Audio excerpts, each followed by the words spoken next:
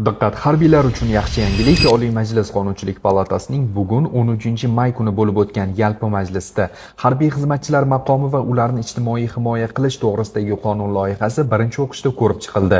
Harbiy xizmatchilarning ijtimoiy himoyasini mustahkamlash maqsadida qonun loyihasida qator yangi imtiyozlar nazarda tutilmoqda.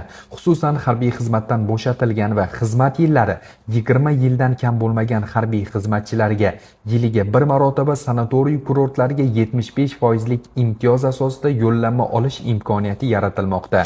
Bunda yo'llanma narxining 25% harbiy xizmatchi hisobidan, 75% esa tegishli vazirlik va idoralarning byudjet mablag'lari hisobidan qoplanadi.